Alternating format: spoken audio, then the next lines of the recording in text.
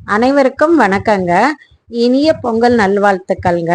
நம்ம பொங்கல் நம்ம வீட்டில் நல்லா செழுமையா நம்ம கொண்டாடினாங்க. தை முதல் நாளுன்றனால மாடியிலேயே எங்களுக்கு பொங்கலுக்கு மாடியிலே எல்லாமே கிடைச்சிருங்க.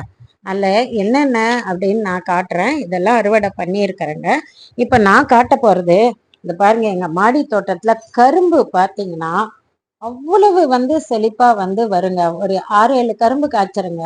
அதை இந்த பாருங்க, இந்த மாதிரி இந்த கணு இருக்கு இல்லையா, இதை நம்ம அப்படி வெட்டி துண்டு அப்படி படுக்க போட்ட மாதிரி அப்படி நட்டு வச்சுட்டோன்னா அடுத்த வருஷம் அவ்வளவு கரும்பு நம்மளுக்கு கிடைக்குங்க. தொடர்ந்து 15 வருஷமாச்சுங்க. நான் கரும்பெல்லாம் கடையில வாங்கறது இல்லைங்க, மாடியில இருந்து தாங்க எடுத்துட்டு வருவேன். இன்னைக்கு ஒண்ணு உங்களுக்கு காட்டுறதுக்காக அறுவடை பண்ணியிருக்கோம். வாழை மரமும் சின்ன மரங்க, அழகா மாடியில பெரிய அகலமான ஒரு தொட்டியில வச்சிருக்கேங்க. அதே மாதிரி பூக்கள் பூஜைக்குரிய பூக்கள் இன்னும் ரோஸ் எல்லாம் நாளைக்கு காலையில பறிப்பேங்க. கொஞ்சம் இந்த சாமந்தி எல்லாம் பறிச்சுட்டு வந்திருக்கேன். தென்னை மரம் கீழே 3 மரம் இருக்குங்க. அதுல இருந்து நான் தேங்காய் எடுத்துக்கிறேங்க. அதே மாதிரி சின்ன குட்டி வாழைப்பழங்க.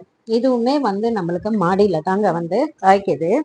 நீங்க பாருங்க, இன்னும் மஞ்சள்லாம் நான் அறுவடை பண்ணி எல்லாத்தையும் காட்டுறேன். இன்னைக்கு நாளைக்கு போகிக்கு வைக்கிறதுக்காக ஒன்று இஞ்சி மஞ்சள் எல்லாமே மாடியில இருந்தாங்க பறிச்சுட்டு வந்திருக்கேன். மாடியில பாத்தீங்கன்னா அவ்வளவு இஞ்சி எல்லாம் நம்மளுக்கு கிடைக்குங்க. மிக்க நன்றிங்க.